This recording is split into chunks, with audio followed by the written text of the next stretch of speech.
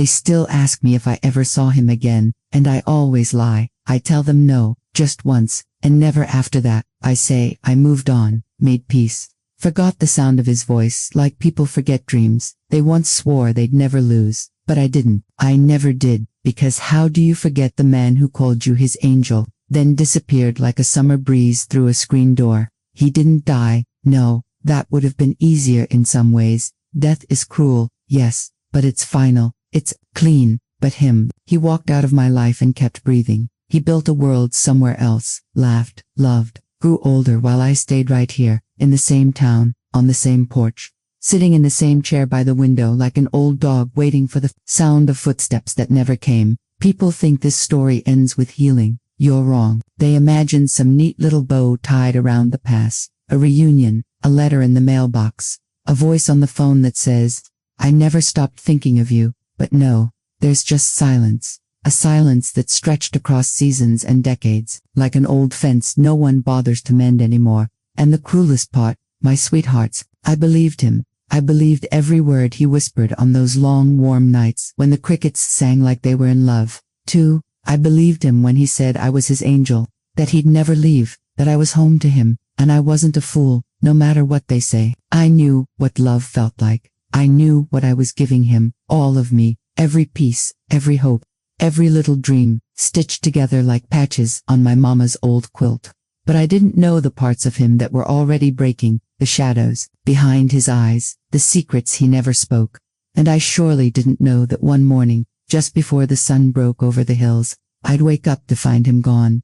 No note, no goodbye, not even the sound of the screen door swinging shut behind him, just absence. He left behind a coffee cup on the kitchen table, half full and cold, and a promise still echoing in the room. Now, I don't want you thinking this story is about vengeance or pity. It's not. It's about something colder than anger, something sharper than sadness. It's about the waiting, years of waiting, not just for him, but for something to make sense. You see, time didn't heal me. Time just taught me how to live with the empty spaces. I planted gardens, I raised children, I smiled in photographs, but there was always a part of me looking toward the road, wondering if maybe, just maybe, he'd walk back in one day, arms open, eyes full of regret. He never did. And when people speak his name, on the rare chance someone remembers, I nod. I say I haven't thought of him in years, but the truth is, his memory walks beside me still, quiet, heavy, unfinished. So no,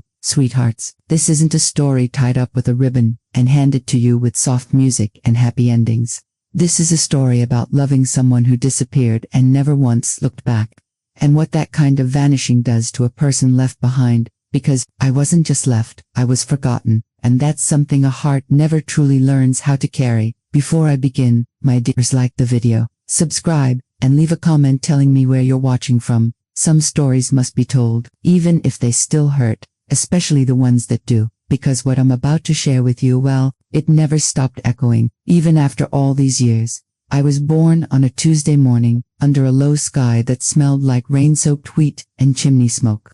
My mama said the day was quiet, and I came into the world without a fuss, just blinked at her like I was already disappointed in the way things worked. She used to laugh about that, said I always had an old soul, even when I was still in diapers. Our town was small, just a thumbprint in the belly of Missouri, a place where time didn't move so much as it wandered. Folks knew each other, or at least thought they did, and the same names circled through families like hand-me-down coats. The Clarks, the Davenports, the Thompsons, and us, the Willoughbys. We lived in a pale green farmhouse, with crooked shutters and a wind chime made from bent spoons, the porch wrapped around like a mother's arms, and in the summers, honeysuckle would climb the rails like it was trying to whisper something through the wood. My daddy worked the land, soybeans mostly, sometimes corn if the ground agreed. His hands were thick and brown from sun and soil, and he didn't say much unless something needed saying. But when he did talk, it was slow and low,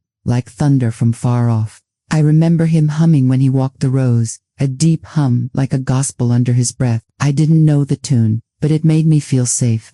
Mama, on the other hand, was all motion. She was the type of woman who folded her grief into biscuits and wiped sweat from her brow with the back of her hand like she'd been born doing it. She wore aprons that smelled like lard and lavender, and she'd shoo us out of the kitchen with a wooden spoon if we came sniffing too early. Every Sunday, she'd fried chicken so crisp you could hear it break across the table, and she'd serve it with mashed potatoes, green beans cooked in bacon grease, and cornbread so moist it made your fingers shine. Sunday afternoons, after church, the whole town felt like it exhaled. Men would sit out front of Gilmore's Hardware, sipping Coke from glass bottles and talking crop prices, while the women walked slow, their gloved hands clasped, children trailing behind like ducklings. The church bell would still be echoing by the time we got home. 12 tolls that always felt like a prayer and a warning. I was the oldest of 4. My brothers, Caleb and Roy, came just a year apart and were always into something. Frogs in the well bucket,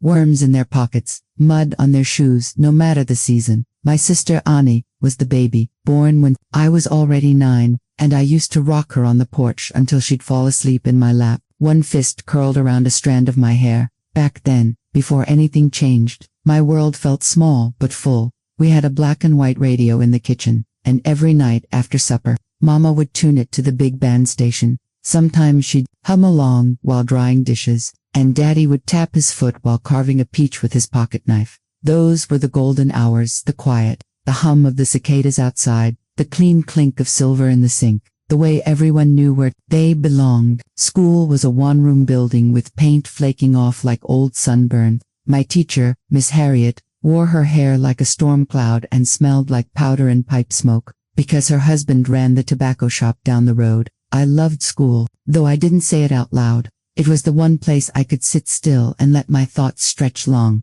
not like at home, where there was always something to hang, scrub, sew, or fix. By the time I was 12, I was already learning how to be a woman, not from books, but from Mama's hands. She taught me how to mend socks, roll dough thin as prayer, and take a slap with silence if it ever came from the wrong man. Not everything needs a voice, she once told me, her back to me, as she scrubbed a stain out of the floor. Some things you bury deep, and keep walking. I didn't know what she meant. Not then, but I would. We didn't have much money. My dresses were hand-stitched, handed down, or patched together from feed sacks. Still, I felt pretty in them. On the good days, I'd wear a blue ribbon in my hair, and Mama would braid it just tight enough to hurt. She said that meant at last. I still remember the smell of the schoolhouse chalk, the rough wool of the church pews, and the way summer grass stuck to the backs of our legs like clingy little hands. I remember running barefoot down to the creek, my petticoat hitched up around my knees, chasing Caleb as he hooted through the reeds. I remember feeling wild and endless, like the world was ours and nothing could shake it loose. The truth is, sweethearts, before he came along, I didn't even know I was missing anything.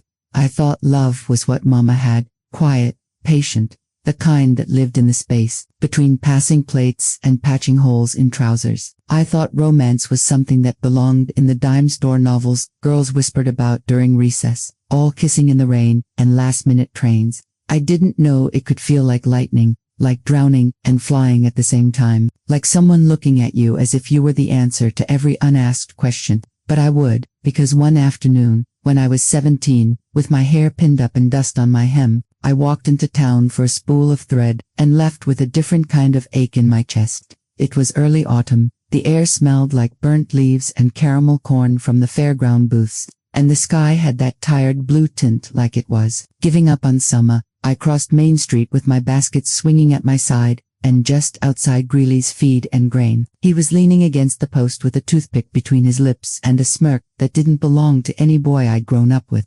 He looked up, and I swear, sweethearts, the world stopped, right then, right there. I didn't know his name, didn't know where he came from, or what kind of trouble lived behind those eyes, but I knew something in me had changed, just like that, and that was the beginning of everything, even the end. He looked up, and I swear, sweethearts, the world stopped, right then, right there. I didn't know his name, didn't know where he came from, or what kind of trouble lived behind those eyes, but I knew something in me had changed, just like that. His eyes were dark, not black, not brown, but that deep kind of color you only see after a storm, when the ground is soaked and the sky hangs low like it hasn't forgiven the earth yet. His shirt was rolled up at the sleeves, and there was sawdust on his arms, like he'd been building something, or breaking something. I couldn't tell which. He looked older than the boys from school, not just in years, but in weight, the kind that settles in a man's shoulders when he's already carrying too much. I looked away, but not fast enough. He caught me looking, and smiled. Oh Lord, that smile. It didn't flash all at once. No, it curled slow, like it knew it had time. Like he'd smiled at 100 girls before and each of them had melted, right where they stood. But it was me standing there that day, and heaven help me, I smiled back. I went into grit, heart thudding so loud I could hardly hear the shop bell ring. My fingers trembled over the spools of thread, and I couldn't remember if Mama had asked for navy or cornflower. I picked both and prayed she wouldn't scold me. When I stepped back out into the light, he was gone, just like that. I told myself it was nothing, just a moment, a look, a silly flush in the cheeks. But that night, lying in my narrow bed, I stared at the ceiling while the crickets sang outside my window, and all I could think about was him, the shape of his jaw, the lean of his shoulder against the post, that smirk like he knew something the rest of the world had forgotten. And for the first time in my life, the little farmhouse didn't feel big enough to hold what I was feeling. A week passed, then two. I kept walking to town with any excuse I could muster: butter, thread, buttons, flour we didn't really need. Each time, I'd look toward the feed store like a fool, heart skipping at every movement on the street. But he wasn't there, until one Saturday. It was late afternoon, sun dipping low, and I'd just stepped out of Meyer's General Store with a paper sack of sugar. He was leaning against a fence near the train tracks, tossing pebbles, one by one, at a rusted can. This time, he spoke first. "You always walk that fast." I turned. "I'm not walking fast. You were." He smiled again, slow and sly. "I almost missed you." I clutched the sack tighter, tried to keep my voice steady. "Well, maybe you should have stood where I could see you." He laughed, just once, soft and low. "I'll remember that." We stood there for a moment, just standing, not speaking, not moving. I could hear the train whistle far off, and the cicadas, starting their chorus in the trees behind the station. Then he said, "Name's Thomas." I nodded. "Eleanor." He tilted his head. "Eleanor," he repeated, like he was trying the taste of it. "You from here?" "All my life." "Thought so." He squinted toward the horizon. "You've got that kind of face." "What kind of face is that?" I asked. "The kind that doesn't know how to leave." I didn't know what he meant. Not yet, but I'd come to understand it all too well. For the next 3 months, Thomas was everywhere. At first, it was little things, a glance at church from the back pew, a nod at the market, then longer conversations by the mill, then walks home with his hands deep in his pockets. Close, but not too close. He told me he came from Arkansas, said he had no family left, said he was passing through, picking up odd jobs, trying to make enough to get to California where the work was supposed to be good. But every time I asked when he planned to leave, he'd shrugged and say, "Not yet." "You keep me curious." I didn't know what to do with a boy like that. He wasn't like the others boys who brought you dandelions or tried to hold your hand behind the schoolhouse. Thomas didn't chase. He lingered. He watched. He made you come to him without ever asking, and Lord help me, I did. I'd sit on the porch at dusk, pretending to mend a hem, watching the road for his silhouette. I'd braid my hair tighter, iron my dresses with extra starch. Mama noticed, of course. She always did. "You sweet on someone?" she asked one night as I peeled potatoes. I shook my head, just restless. She didn't look up. Restless hearts make foolish choices. I didn't answer, because I was already making them. "Sweethearts, you have to understand, I wasn't chasing a boy, I was chasing a feeling." He made me feel like I wasn't just a farmer's daughter, tied to a porch and a pie tin. He made me feel seen, heard, wanted. One night, we walked out past the fields, down to the old barn where the stars burned hot and low. He touched my hand, just barely, but it felt like the ground had shifted beneath my feet. He leaned in close. "You're not like the others." "I'm not trying to be, that's why." He kissed me then, and I let him. The taste of that kiss, it's still with me. My dear, is like clover honey and something sharp underneath. I thought that kiss meant the beginning of something, but now I know it was also the start of what would break me. It's funny, looking back now, how change doesn't always come with a shout. Sometimes it starts with silence, with a pause, with a look that lasts a moment too long, or ends too soon. In the early days of that spring, I still believed the world could be trusted, that people meant what they said, that if someone held your hand in the dark and called you their angel, they meant to stay. But life has a way of slipping out from under you, soft at first, like loose sand beneath your feet, and by the time you realize you're sinking, it's already up to your chest. That's how it started. Thomas began to change before I had the words to name it. He still met me after supper some evenings, still said the right things in that smooth, low voice, but something in him had pulled back, not completely, just enough that I felt the chill where his warmth used to be. He stopped smiling with his eyes, stopped asking questions, stopped lingering the way he used to. He'd say he was tired, that he was helping Mr. Grady with a roofing job, that the days were getting longer, and the sun wore him out. I wanted to believe him. I did, but my heart, oh sweethearts, it had started whispering things I didn't want to hear. And then came the letter. It was a Wednesday when it arrived. I remember because it was wash day, and Mama had just hung the linens when the postman handed her the bundle. She tossed it on the table, same as always, and I saw the envelope poking out, no return address, just my name. Written in a hand I didn't recognize. I opened it in my room, behind a closed door. The handwriting was sharp, male, unfamiliar. You don't know me, but you should. My name is Caroline Grace. I'm writing you because the boy you've been seeing, Thomas Avery, he's not who he says he is.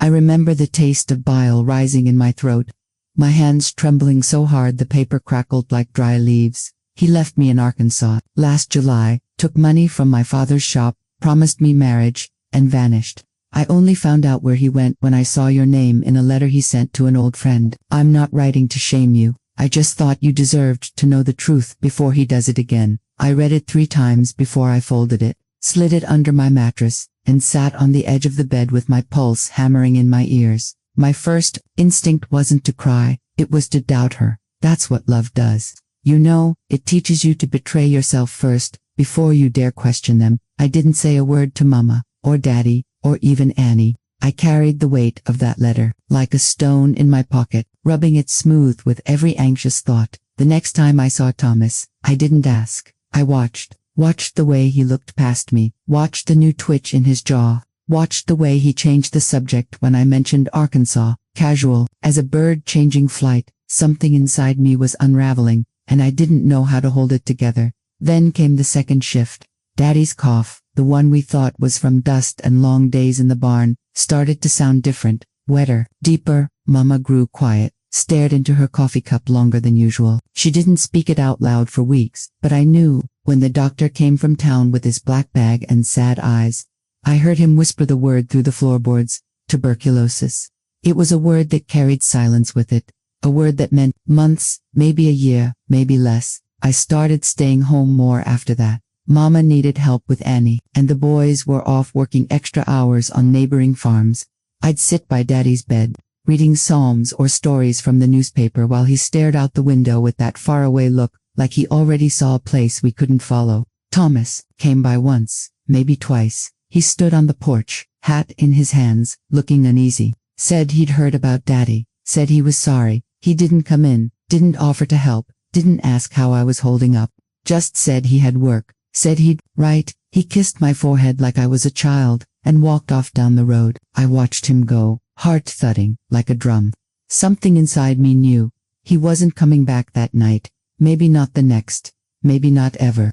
Days turned to weeks. No letters, no word. Just the ache of unanswered questions and the sound of Daddy's breath rattling slower each morning. Then one afternoon, while dusting Mama's parlor, I saw her standing still, just holding a photograph in her hand. Daddy in uniform, younger than I ever knew him, smiling with his whole face. She didn't cry, she just said, he was already fading the day I met him. I just didn't know which parts I'd lose first. I didn't know what to say, so I reached out and touched her hand, and in that moment, for the first time, I realized that love didn't always mean holding someone close. Sometimes it meant learning how to let them go without falling apart yourself. Sweethearts, the world doesn't shift all at once. It tilts, it cracks, it whispers warnings before it screams, and by the time you feel it in your bones, it's already in motion. Thomas didn't come back that month, or the one after. Daddy passed quietly in March, the snow still clinging to the edges of the fields. Mama wore black for a year, just like her mother before her.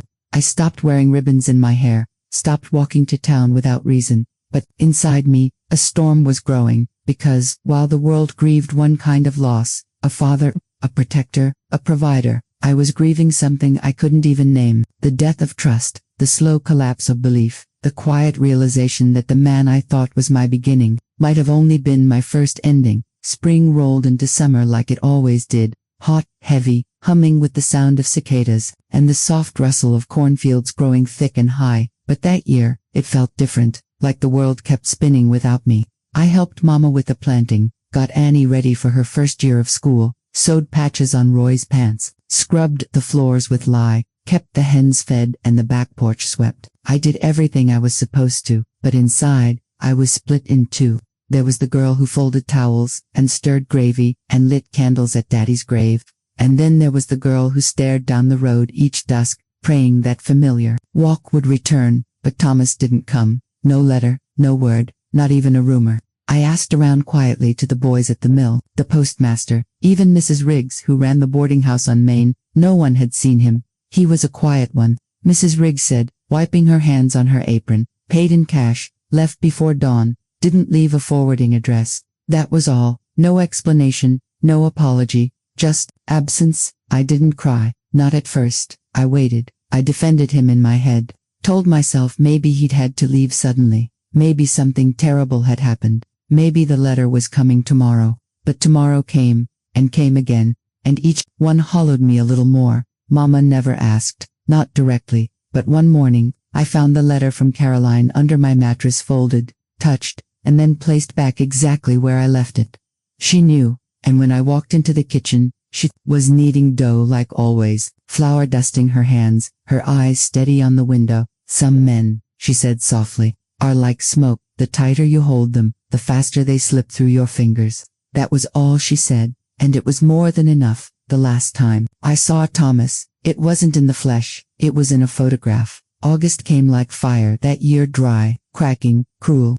I was sweeping the front porch when Caleb ran up the road with a folded newspaper clutched in his hand, waving it like a prize. Look, he said, shoving it toward me. Aunt Cora says, that's him. Isn't that him? My heart dropped. It was a small photo, black and white, grainy, but it was him, leaning against a truck, grinning, standing beside a man I didn't know, and beneath it, local carpenters win bid for new housing project in Tulsa, partners Avery and Knox to head development. Tulsa, not California, not Missouri, not Arkansas, Tulsa. He was building houses, starting a business, living a life I'd never been invited into. There was no mention of me, no sign of regret, just that same damn smile. I folded the paper and set it in the stove, watched it burn. The edges curled first, then the middle caved in, and then, just ash. That was the moment it hit me. He wasn't lost. He wasn't dead. He had simply left, by choice, without a second thought. And that truth, oh sweethearts, it was heavier than death, because death leaves behind memory, but abandonment leaves behind questions. Was I not enough? Was I a mistake? Was any of it real at all? I stopped going into town, didn't braid my hair, didn't wear ribbons. Everywhere I looked, something reminded me of him. The wooden fence by the mill, the curve of the road where we'd first spoken, the sound of gravel under boots. I carried him inside me like a fever. And like a fever, it broke me in waves. One night, I sat on the back steps, barefoot, watching a summer storm roll in. The sky was split open with light. The air smelled like rain and dust. And for the first time in weeks, I let myself cry. Not just tears, but the kind of sobs that come from your gut. The ones you hide because you're afraid they'll never stop once they start. Mama came out quietly, didn't speak, just sat beside me, her hand resting gently on my back. We sat like that for a long time, until the rain came, and then we sat a little longer. That was the end of something in me. Not innocence, exactly, but belief. The belief that love alone could anchor a person, that good intentions were enough, that people always came back. Some don't, and that has to be enough. By autumn, I was quieter, still helpful, still kind, still tending to the little things, but something behind my eyes had dimmed. I could feel it, so could Mama, but she never pushed. She just let me be, because she knew what it meant to carry a story too heavy for words, and she knew, one day, I'd speak it when I was ready. Sweethearts, that's the thing about the first great hurt. It doesn't just wound you.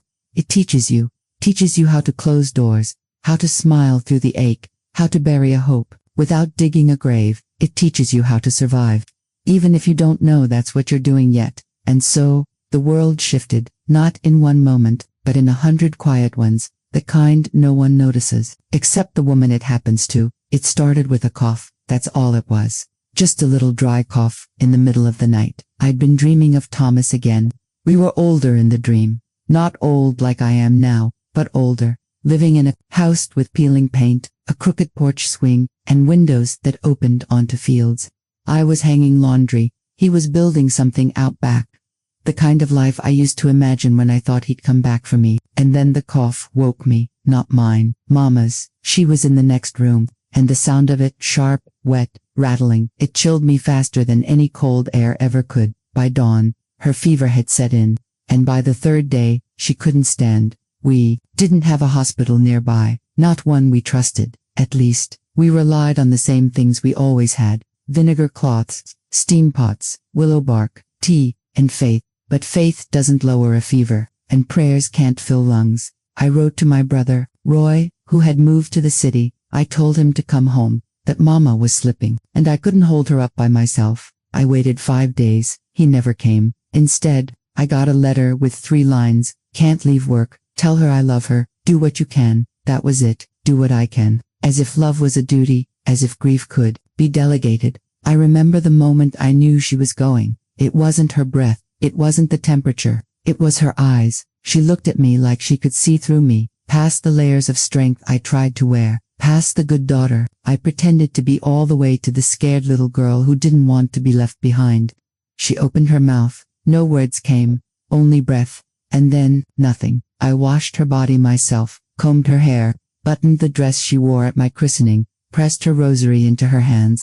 The preacher came 2 days later and did the service from our front porch. The casket was pine, plain, but smooth. I remember touching the grain and thinking it looked like waves frozen in time. Annie cried, Caleb cried, even Roy came then, like a shadow crawling out of its hole, showing up only when there was no more work left to do. He hugged me, but it didn't feel like alms. It felt like apology. Too little, too late. The days after were quiet, but not peaceful, more like hollow, the kind of quiet where no one knows what to say, so they talk about crops and weather, and the new school teacher instead.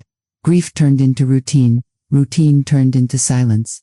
And then, one Sunday, Roy brought someone to the house, a woman. She wore red lipstick and perfume that didn't belong in kitchens. Her voice was sharp, her laughter too bright, and her hands were always touching something: my curtains, my teacups, even Mama's old needlepoint frame. This is Clara, Roy said. We're engaged. I looked at him like he'd grown 2 heads. Engaged, I repeated. You've known her a month. 2, he corrected. He said it like time justified everything. Clara didn't like the house, didn't like the fields, didn't like the smell of wood smoke. She wanted to move. She wanted Roy to sell the land, our land, the land Mama had cooked on, bled on, prayed on. I told him no. He laughed. You're just bitter, he said, because you got left behind. The slap came out of me like lightning, fast, loud, final. He staggered back, touched his cheek, stared at me like I was the stranger. 3 days later, he filed to take the land, said I was unfit, said I wasn't right in the head, said I was letting the place rot. I stood in the county courthouse with my hands trembling so badly I could barely hold a pen.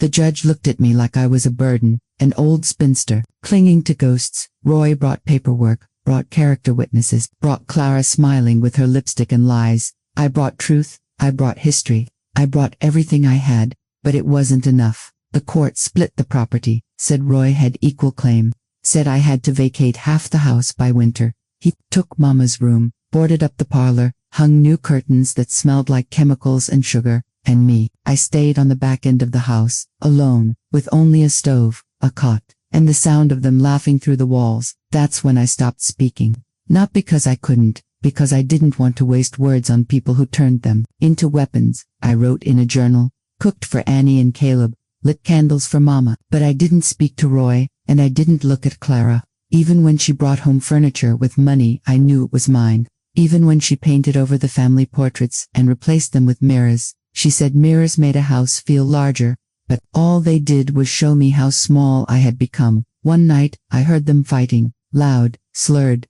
glass breaking, doors slamming, then footsteps, heavy ones. Roy came to my door, drunk, red-eyed, wild, said it was my fault, said Clara was leaving, said I was the poison in the house. He hit the wall beside me, left a dent in the wood. And then he left. I sat there, in the dark for a long time, my hand clutching Mama's rosary, my heart beating slow and steady like a drum. I wasn't afraid, not anymore. I was past fear. What I felt was something colder, something deeper, resignation, not that I'd lost, but that there was nothing left to fight for. That winter, the roof leaked, the stove broke, the hens froze, and I lay in bed, counting the knots in the ceiling, waiting for morning like it was, a promise I no longer believed in. Sweethearts, betrayal doesn't always come with knives or raised voices. Sometimes, it comes dressed in blood ties, in familiar voices, in the people who know exactly where your soft spots are and press them anyway. I survived, but I was never the same.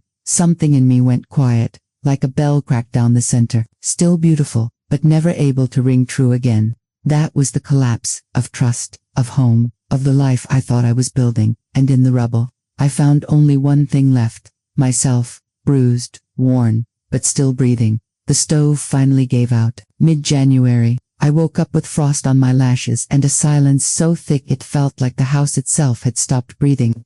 I cracked the window to check the sky. It was white, just white, not cloud, not fog, just the kind of nothingness that swallowed everything. My fingers were stiff. I wrapped them in my old church scarf and layered every coat I owned just to boil water. The kettle took 45 minutes to heat on a rusted hot plate Roy had thrown into the barn years ago. He didn't offer help. Clara didn't even look my way. They walked around with their shiny boots and fancy coats while I chipped ice off the floorboards. I wasn't ashamed, but I was angry. A quiet, settled kind of angry. The kind that doesn't burn, it freezes.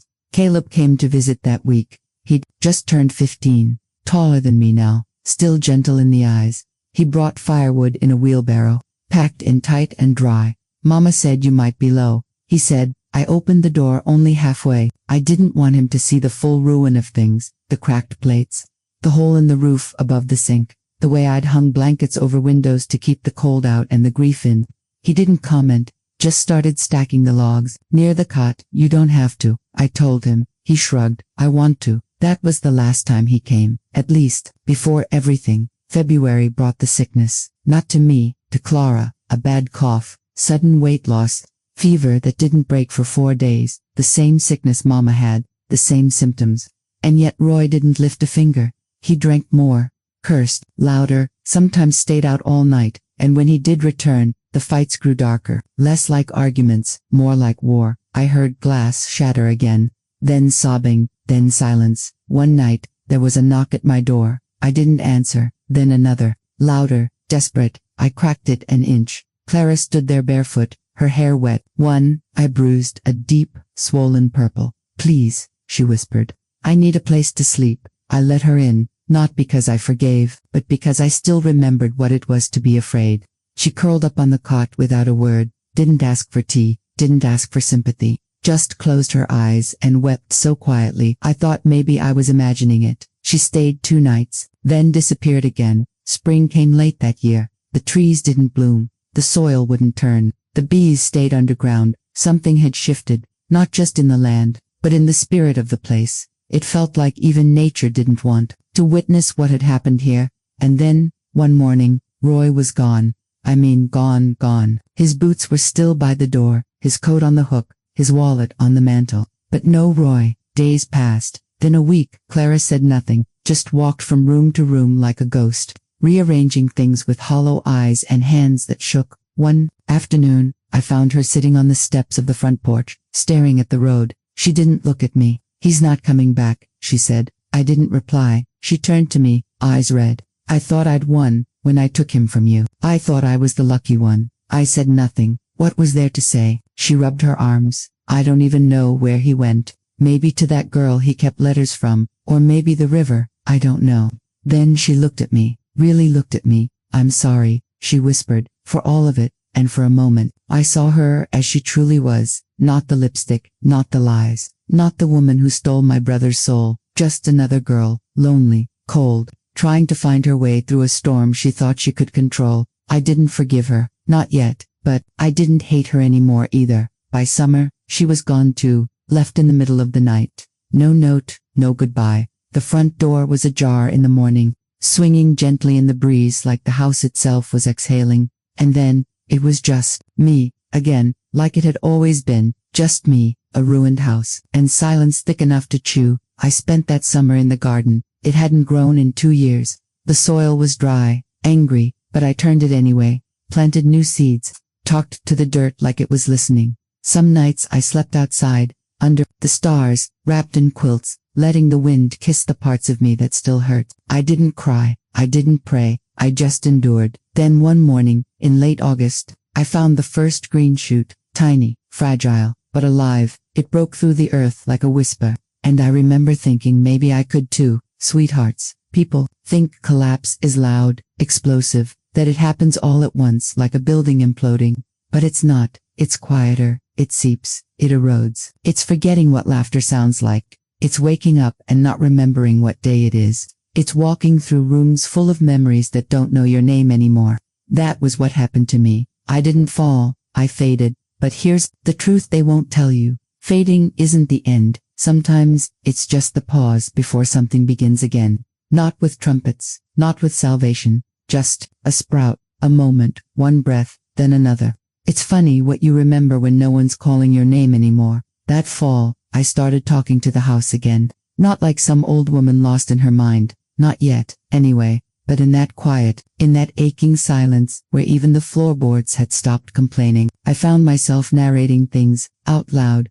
just to hear something human. All right, let's see what the pantry still forgives, I'd mutter, opening cupboards that creaked like they resented me. Or, that cloud looks like Mama's apron, I'd say, staring at the sky with my elbows in the sink. I got up each day for no good reason, not out of hope, not out of duty, just because not getting up seemed worse. The days started slow. I'd build a fire from what little dry wood I had left, that is, when my hands weren't swollen from the cold or cracked from scrubbing. Then I'd boil a pot of water, not even for tea, just to make steam in the kitchen, to feel like I'd done something warm. I stopped checking the mailbox. There hadn't been a letter for me in 3 years, not even a grocery flyer, just dust and an old hornet's nest wedged in the back corner like a cruel joke. You want to know what survival looks like? It's eating boiled potatoes 5 days straight because it's all you have. It's sewing the same coat 3 times, using thread pulled from pillow seams.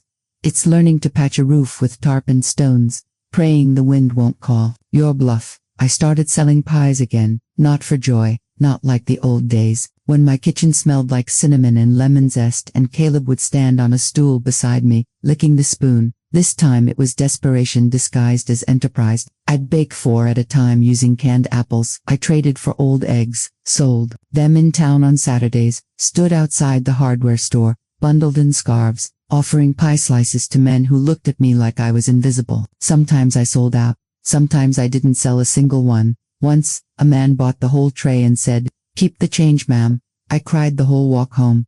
Winter came hard that year. No one cleared the road to my house anymore. I had to dig my own path with a shovel made from scrap wood and a bent tin pan. I kept the fire burning by tearing apart the old chicken coop, piece by piece, slat by slat. The hens were long gone anyway. I got pneumonia in late December, didn't have a doctor, didn't have money for one, so I wrapped myself in quilts and spooned mustard powder into boiling water. Breathing in the sting, it burned, but it helped clear my lungs. I hallucinated for 3 days, saw Mama at the foot of the bed, her apron stained with jam, humming "You Are My Sunshine" like she used to on laundry day. When I came to, the whole room smelled like vinegar and old blankets, but I was still alive, and sweethearts, that mattered. Sometimes survival isn't triumphant, it's ugly, it's lonely, it's coughing blood into a towel and saying, "Not today, Lord, I still got floors to mop." I saw Clara once that spring, just once. She didn't say anything, just walked past me at the market with her hair tied up in a red ribbon, arm hooked around a man I didn't recognize. She didn't meet my eyes, didn't even flinch, just kept walking like I was a crack in the sidewalk. That night, I sat on the porch and watched the stars, didn't cry, didn't even feel sad. I just felt old. But then something happened, something small. A girl, maybe 9 years old, came to my house, red jacket, ponytail, holding a pie tin. "Are you the lady who bakes the good pies?" she asked. I blinked. "I suppose I am." She grinned. "My mama says you make the best crust in the county. Can I learn how?" And just like that, the kitchen came back to life. Her name was Ellie. She came every Saturday, told me stories about her dog, her school, her favorite candy. She was sunshine in worn sneakers. I taught her how to peel apples in one long curl, how to know when butter's cold enough, and how to hum a tune while the dough rests. She called me Granny, though I never told her to, and when she left each week, she'd hug me with all the sincerity of someone who hadn't learned to lie yet. That little girl gave me something no doctor, no preacher, no man ever could. She gave me purpose again, and sweethearts. Isn't that the cruelest and most beautiful thing about life? You can be shattered, alone, invisible, and then one day, a child knocks on your door and says, "Teach me," and suddenly, you remember who you are. Not because anyone told you, but because your hands still know how to knead, because your heart still remembers the rhythm, because even after everything, you still have something worth giving. That, my loves, is what survival looks like. Not revenge, not rebirth. Just pie crust and breath in your lungs. A chair pulled out, an oven warmed, and someone to feed. I learned the value of small things. The weight of a cup of tea, the warmth of the stove beneath my palms, the smell of apples slowly turning into something sweet in the oven. Some days, I would still wake up in the dark and wonder if I could keep going. When the cough returned and my body felt like it belonged to someone else, I would stare at the ceiling and ask myself, why not just lie back? Why keep moving? But then, Ellie's face would come to me, her smile, her untainted trust, her laughter that didn't know anything about betrayal or loss. I'd think about her hands, so small and eager, covered in flour, making pies with me, and I'd remind myself, this is why you get up, this is why you keep going, for them, for yourself. The routine became a kind of prayer. I never asked for much, just enough to fill the bellies of my children when they'd visit, enough for the occasional pie that would find its way into the hands of someone who remembered my name, enough to keep my mind from becoming a dark, empty place. There were days when I didn't speak to a single soul, just me and the clinking of utensils in the kitchen, and the occasional breeze that wandered in through cracked windows, and I kept thinking, maybe this was all I needed. But, sometimes, late at night, in the quiet moments when no one was watching, I'd reach out and touch the empty chair at the table, the one where Thomas once sat, or Roy, his face still young in my memory, always with that look of uncertainty in his eyes. It wasn't the pain that was the hardest, it was the silence, the kind that wrapped itself around me like a blanket, suffocating and still. Ellie didn't come that week, then again, not the next. At first, I told myself it was just a delay, that she was busy with her school or a family matter, but when the weeks stretched into months, and the pie tin sat untouched on my counter, I began to wonder what had happened. I didn't want to ask, I didn't want to know, but one evening, when I was setting the table alone, there came a knock at the door, a soft knock, as though the hand that made it wasn't quite sure it should be there. I opened it, and there she was, Ellie, but there was something different about her. She looked thinner, her face drawn tight, her eyes darker than I remembered. "I'm sorry," she whispered, holding the pie tin to her chest. I couldn't come. I didn't want you to know. I didn't want you to see me." I stared at her for a long moment, my hands trembling slightly in the cool air. "Ellie," I said, my voice softer than I meant it to be, "come in. It's all right. Whatever it is, we'll sort it out." She stepped inside, barely making a sound, as if the weight of the world had settled on her small shoulders. I've been sick," she said, finally. Mama, she's gone." It was quick. I didn't know what to do.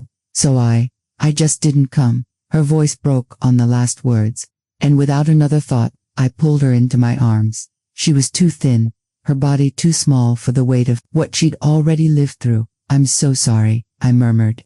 I didn't know. For a long while, neither of us said anything. We just stood there, two women, in the silence, both of us carrying burdens that felt far too heavy for our shoulders. In the weeks that followed, Ellie didn't leave. She slept on the couch, wrapped in quilts. She helped with the garden when she could. Her smile returned slowly, like the first bloom in spring, but it was fragile.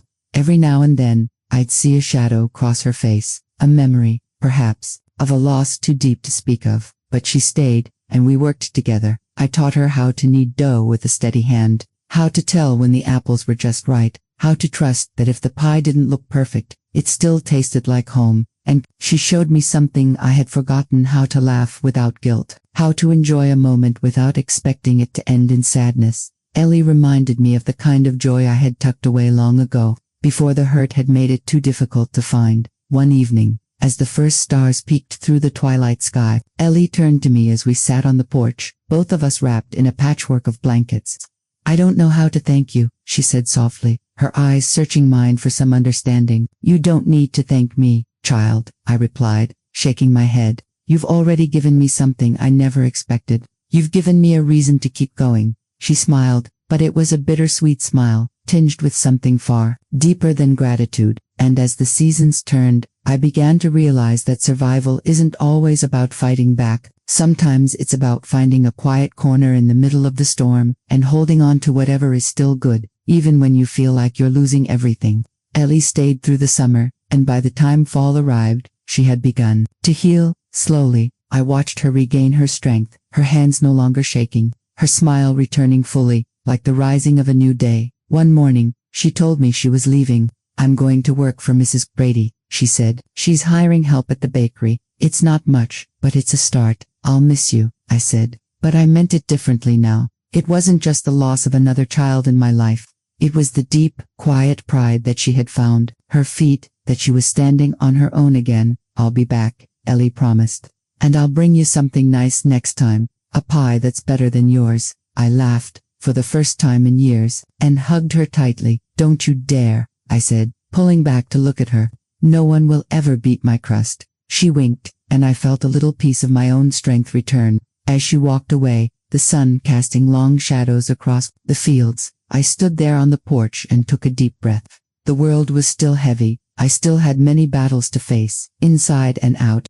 But for the first time in a long while, I felt lighter. Survival is a strange thing, sweethearts. It doesn't always come in a blaze of glory. Sometimes it comes in small, quiet moments of grace, like a pie shared in a cold kitchen, or a girl's smile that reminds you that you've still got something to give. I still have more to tell you, but this part is the one where I finally understood that no matter how much had been taken from me, I still had my hands, and as long as I could still use them, I would keep going. Sweethearts, that's the heart of survival. It's not winning every fight. It's simply refusing to give up. You'd think the past would stay put, wouldn't you? After all those years of silence, of biting down on memory like a bitter root, I truly believed some things had rotted away for good. But grief has a funny way of hiding things, my dears. It doesn't bury them deep, it tucks them just beneath the skin.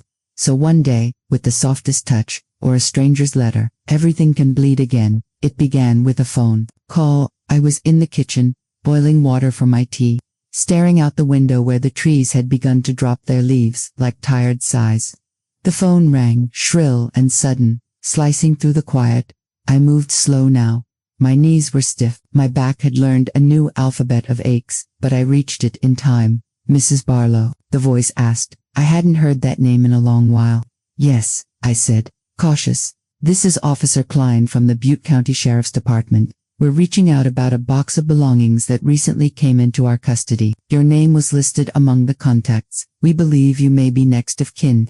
I remember the sound of the water spilling over the kettle shrieking behind me as I stood frozen, phone pressed to my ear. "Next of kin," the officer continued, explaining how an old trailer home had been cleared out after a death, a man who died alone. Among the few dusty things left behind, there was a rusted toolbox. Inside, a photograph, a love letter, and a yellowing envelope, addressed to me. He said the man's name was Ray Wallace. Ray, my ghost. The name hit me like the backfire of an old engine, familiar, jarring, and cruel. I hadn't heard it in more than 30 years, not since he vanished from my life like the last note of a song, unfinished. I didn't ask how he died. I didn't ask where. I only asked one thing. Did he leave a return address? The officer chuckled softly. "Ma'am, he's dead." But he was wrong. Ray wasn't dead to me. Not yet. Not until I opened that box. They mailed it. 2 weeks later, I stared at it on my kitchen table for another 3. My fingers trembled when I finally sliced the tape open with a butter knife. Inside was a small wooden box. The kind a man might keep screws and fishing hooks in. I recognized it at once. It still had the chipped red paint from the day Ray brought it to my house in 1961, the same week. He called me his angel for the first time. I braced myself for what I'd find. Inside, under a rusted screwdriver and a coil of tangled twine, was a black and white photo. Me, barefoot, on the summer porch, holding my daughter in my arms. I didn't even remember that moment being captured, but there we were, a family frozen in time. On the back, written in Ray's looping script, "My girls." There was also a letter, creased and yellowed, addressed to Miss Josie Barlow. I sat down slowly. The letter trembled in my hands. I opened it. "My dearest Josie, if you're reading this, it means I never found the courage to bring it to you myself. I never meant to disappear. I never meant to leave you that way, but I thought I was doing what was best. I was a coward. I told myself you'd be better without me, but every day since, I've regretted not fighting for you. For her, I watched from afar more times than I dare admit. I know that makes me monstrous. I saw her on her 10th birthday, Josie, the little green dress. I stood across the street. I wanted to knock. I couldn't. I've lived with that silence for so long. It became part of me. I'm sorry for everything. You'll never believe me now, but you were my angel, always. Love, R. I stared at that letter for hours. I read it until the words no longer made sense, until they blurred into the lace of the tablecloth. He'd been watching us all that time. A wave of something hot and nauseous rose in me. Rage, grief, relief. I didn't know where one ended and the other began. But the worst part, I still wanted to hear his voice again. I couldn't let it sit. I needed to know more. Where had he gone? Why didn't he come back? And what had he been running from? So I made the first real phone call I'd made in years, to a private investigator. I still had a little money tucked away, and the investigator, a woman named Carla, bless her heart, had kind eyes and didn't look at me like I was foolish. She started digging, and what she found broke me in ways I didn't think were left. Ray hadn't just run, he'd been hiding, from more than me. Turns out, in 1961, the very year he left me, Ray had been questioned in a robbery investigation. Nothing violent, but he was young and poor and in the wrong place with the wrong people. He didn't go to jail, but he lost his job. And the community turned cold. That part I could almost understand. But then Carla found something else. Ray had married, twice, once in Texas, once in Montana. Neither wife knew about the other, and neither knew about me. He had other children, grown now. One of them was only 3 years younger than my daughter. That's when the air left the room. I remember sitting by the window, the letter in one hand, and Carla's report in the other. The sun was setting, casting long streaks across the carpet. The house felt so quiet, not peaceful quiet, but that hollow kind, like when you know someone's left and isn't coming back. My whole body ached with the weight of knowing. All these years I'd been mourning a man I never truly knew. I wasn't his angel. I was just one chapter in a very long, very tangled book. And yet, he kept our photo. He kept my name. He wrote that letter. Carla asked if I wanted to meet his other children. I couldn't speak. She said one of them, a daughter named June, had reached out. She'd found the box too, after the police returned his belongings. She'd read the letter. She knew my name, and she wanted to talk. My hand shook as I held the phone days later, dialing the number Carla gave me. "Hello," a woman's voice answered, young, gentle. I cleared my throat. "Is this June Wallace?" "Yes." "Who's this?" I paused. "My name is Josie Barlow," I said. I think we have something in common." There was a long silence. I could hear a clock ticking in the background, faint and rhythmic, like a heartbeat. Then her voice returned, soft but cautious. "Did he ever talk about me?" I swallowed hard. "No. He never spoke to me again after he left. Not until I got his letter, after he died." "Oh," she said. Just that one word. Hollow, quiet, but I could hear the ache behind it. "He left you something?" she asked. "A letter," I said. "And a photo of me and my daughter. He kept it all these years." There was another pause. Then, she whispered, "He had a photo of you." "Yes." And that was the moment. It shifted like the first thaw of ice after a brutal winter. The disbelief in her voice gave way to something warmer, maybe even wonder. She asked if we could meet. I hesitated. I'd lived so many years without answers that I wasn't sure I could bear the questions now. But then I looked down at the letter, the way his handwriting curled around my name. As if time hadn't broken it at all, I said yes. We met in a park halfway between her home and the quiet cottage where I lived now. I wore my Sunday dress, the navy one with the pearl buttons, and brought a tin of shortbread I'd baked the night before. My hands trembled so badly I dropped the lid twice. She was already there when I arrived. She looked nothing like Ray. She had a strong jaw, light brown skin, and deep-set eyes, not his sea glass blue but a richer hazel, like river stones. She wore her hair in a thick bun, and her hands were calloused, a working woman's hands. When she smiled, there was kindness in it, but also a weariness I knew too well. I offered her the shortbread. She laughed and took one, then she held up the photo, the one from the toolbox. Is this you? I nodded. My mother was never in any pictures with him. I think I was the only child he took any photos of. I looked at her closely. He never told you about us? Never, she said bitterly. He barely told me about himself. I exhaled through my nose. Then I suppose we both have the same ache. She looked down, and for a moment, she seemed like a child lost, searching the sand for a father-shaped shell.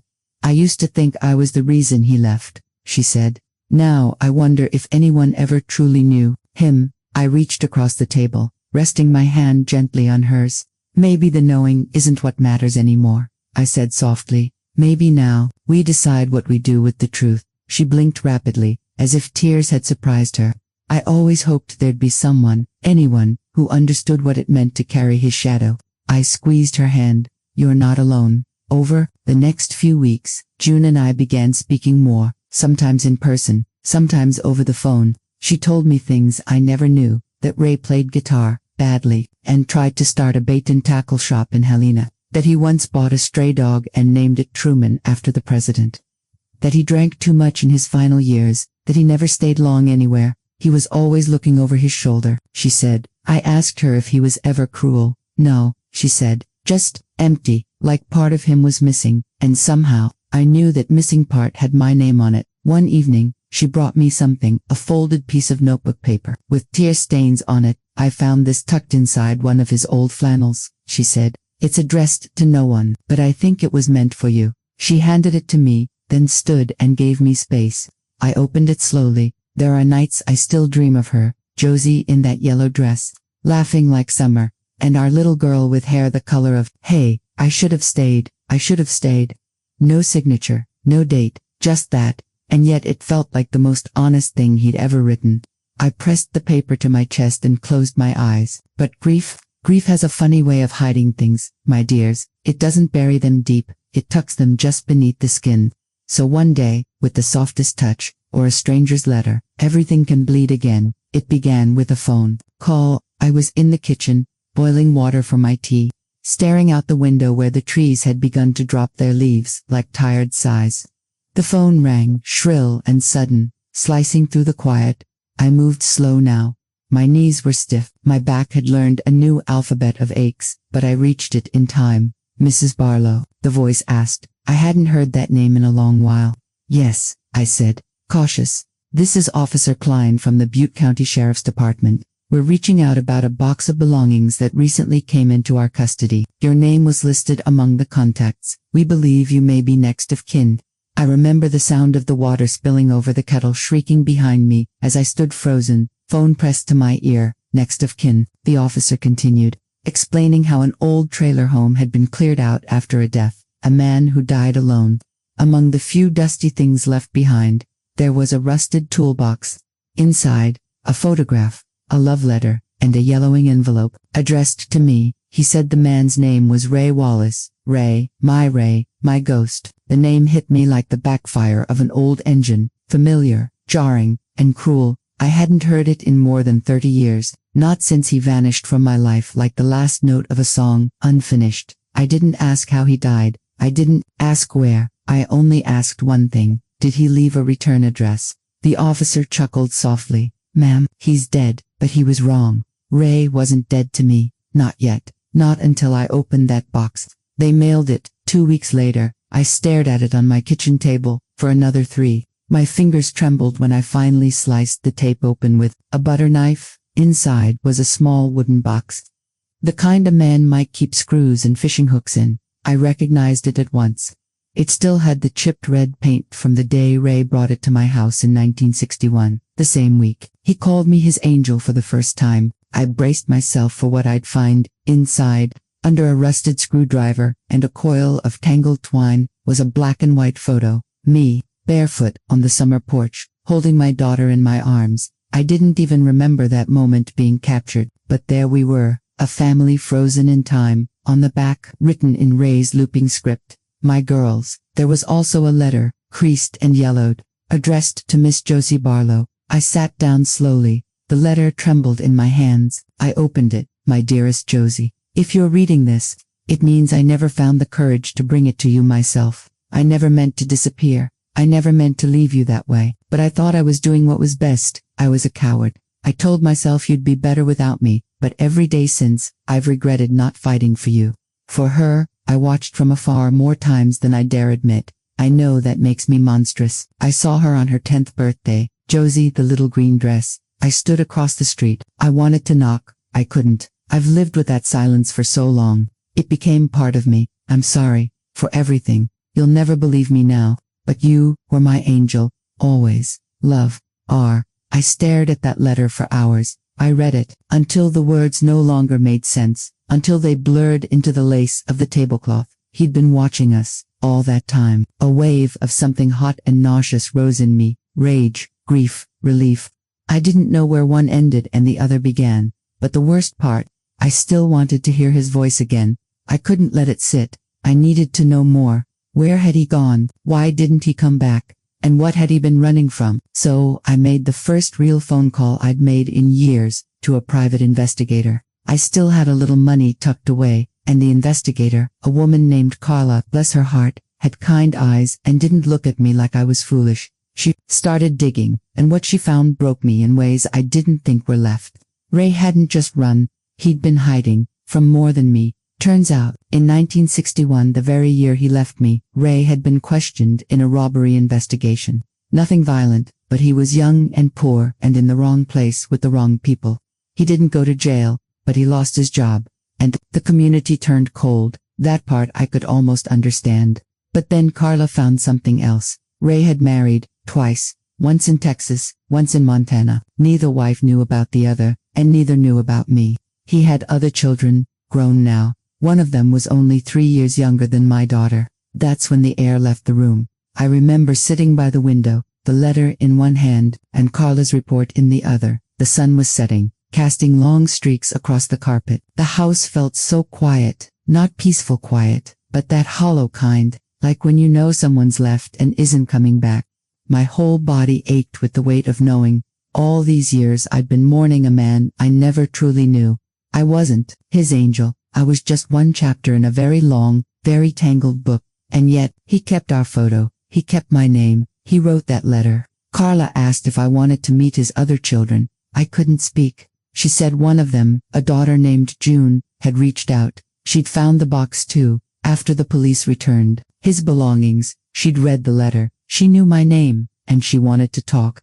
My hand shook as I held the phone days later, dialing the number Carla gave me. "Hello," a woman's voice answered, young, gentle. I cleared my throat. "Is this June Wallace?" "Yes." "Who's this?" I paused. "My name is Josie Barlow," I said. I think we have something in common." There was a long silence. I could hear a clock ticking in the background, faint and rhythmic, like a heartbeat. Then her voice returned, soft but cautious. "Did he ever talk about me?" I swallowed hard. "No. He never spoke to me again after he left. Not until I got his letter, after he died." "Oh," she said. Just that one word. Hollow, quiet, but I could hear the ache behind it. "He left you something?" she asked. "A letter," I said. "And a photo of me and my daughter. He kept it all these years." There was another pause. Then, she whispered, "He had a photo of you." "Yes." And that was the moment. It shifted like the first thaw of ice after a brutal winter. The disbelief in her voice gave way to something warmer, maybe even wonder. She asked if we could meet. I hesitated. I'd lived so many years without answers that I wasn't sure I could bear the questions now. But then I looked down at the letter, the way his handwriting curled around my name. As if time hadn't broken it at all, I said yes. We met in a park halfway between her home and the quiet cottage where I lived now. I wore my Sunday dress, the navy one with the pearl buttons, and brought a tin of shortbread I'd baked the night before. My hands trembled so badly I dropped the lid twice. She was already there when I arrived. She looked nothing like Ray. She had a strong jaw, light brown skin, and deep-set eyes, not his sea glass blue but a richer hazel. like river stones. She wore her hair in a thick bun, and her hands were calloused, a working woman's hands. When she smiled, there was kindness in it, but also a weariness I knew too well. I offered her the shortbread. She laughed and took one, then she held up the photo, the one from the toolbox. Is this you? I nodded. My mother was never in any pictures with him. I think I was the only child he took any photos of. I looked at her closely. He never told you about us? Never, she said bitterly. He barely told me about himself. I exhaled through my nose. Then I suppose we both have the same ache. She looked down, and for a moment, she seemed like a child lost, searching the sand for a father-shaped shell. I used to think I was the reason he left, she said. Now I wonder if anyone ever truly knew him. I reached across the table, resting my hand gently on hers. Maybe the knowing isn't what matters anymore, I said softly. Maybe now, we decide what we do with the truth. She blinked rapidly, as if tears had surprised her. I always hoped there'd be someone, anyone, who understood what it meant to carry his shadow.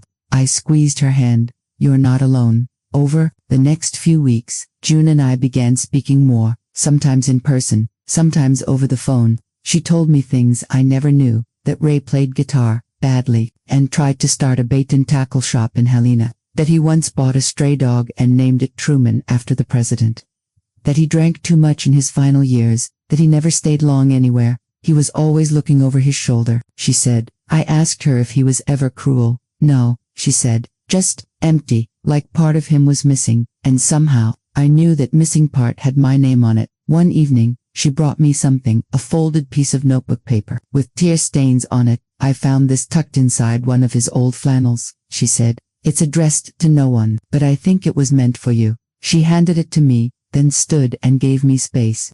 I opened it slowly. There are nights I still dream of her, Josie in that yellow dress, laughing like summer, and our little girl with hair the color of, hey, I should have stayed, I should have stayed. No signature, no date, just that, and yet it felt like the most honest thing he'd ever written. I pressed the paper to my chest and closed my eyes, and in that moment, I realized something I never expected. I hadn't protected them by staying silent.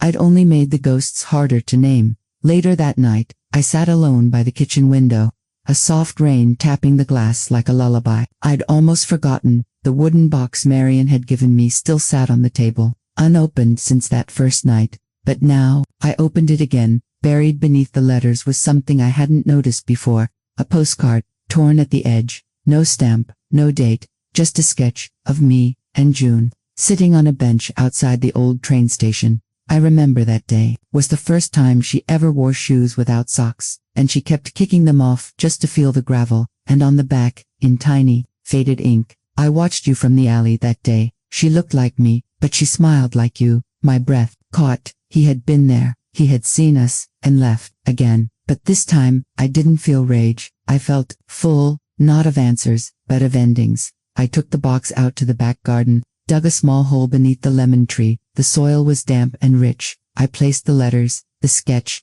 and the ticket stubs inside, not out of spite, not as a burial, but as a kind of release. Then, I stood up, wiped my hands, and let the wind take what it wanted, the optional twist. It came days later. I got a call from Marion's daughter, Ellen, the one who always reminded me of a sunflower, tall and bright and just a little too loud. She'd been going through her mother's attic, found a journal, old, leather-bound, the kind men used to carry into war zones and women used to hide beneath their beds. It was Marion's, and in it was the truth. Ray had been sick since the early 70s. Parkinson's, then dementia, slow, unforgiving, cruel. He had come back. He had tried to stay. He'd even spent a year in a nearby care facility, the same one my mother had once volunteered at. He'd written letters he couldn't mail, drawn sketches he forgot he'd made, called my name in the night, over and over again. He hadn't forgotten me. His mind had. And Marion, God bless that complicated woman, had shielded me from it, because she thought I deserved a clean wound, not a rotting one. And maybe she was right. Maybe the pain I carried was easier than the confusion I would have faced. But it meant that I had hated a man who had no choice, and loved a memory that was never whole. I sat with that truth for a long time, days, maybe. I don't remember the weather, just the sound of my own breathing, the slow ache in my chest, and finally, I picked up a pen, wrote a letter, To him, Ray, wish I had known. I wish I'd been able to say goodbye. I wish I'd held your hand when it trembled, not cursed it for being empty. You weren't who I thought you were, but then again, neither was I. We did the best we could with broken maps, and in the end, you gave me June. That's all the beauty I need. Goodbye, my love, angel. I burned it, not to erase it, but to free it. Let it rise into the smoke and sky and stars. Let him have it, wherever he was now, that boy with the crooked smile and frightened hands. People talk about closure like it's a door that slams shut, but mine didn't. Mine stayed open, just a crack, letting in light, letting out sorrow, letting life continue. And in the spring, the lemon tree bloomed again, brighter than ever. People think the story ends with answers, but no, it ends in the quiet. Not silence, not quite, just quiet, like the hush that settles over a house after a long day, or the stillness that follows the last note of a song you used to know by heart. That's what my life feels like now. That's where I live, in that quiet, after everything, the letters, the secrets, the child he never knew, the child I had to raise through all her anger and ache. After the long unraveling of years and the sudden sting of truth, I still come back to that porch. I sit where I once waited for him, and I look out over the garden where my daughter now drinks lemonade with June, his daughter by another life, and I ask myself, did he love me? Did he ever mean it when he said I was his angel? And maybe he did, just not enough to stay, not enough to carry the weight of his own mistakes, not enough to look back. But love, even cowardly love, leaves fingerprints, and I spent most of my life trying to scrub them away until I realized they were part of my skin. You see, sweethearts, grief doesn't rot you all at once. It's slow, like ivy. It climbs through you until your laughter sounds like someone else's, until even your joy wears a bruise underneath. But somehow, you still wake up, you make tea, you put on a clean blouse. You wait for something to feel like yours again. And for me, that came in the shape of a second letter from June. It was short, just 4 lines. You didn't deserve what happened to you, but thank you for giving me back part of my father. I see him clearer now, because of you. I hope we can keep knowing each other, not as halves, but as women who survived the same storm. I cried after I read it, not because it healed me, but because I didn't know I needed to be seen like that.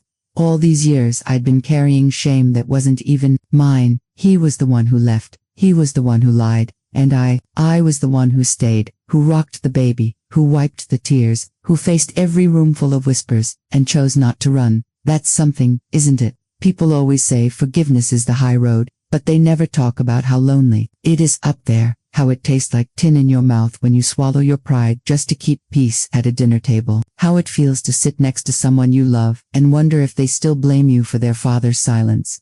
But I forgave anyway, not for Ray, and not even for June, but for my own heart, tired and stretched and stitched up over decades. I couldn't let his absence keep poisoning my joy. I couldn't let my daughter inherit that bitterness. So now, I write stories in the same notebook I used to write letters I never sent.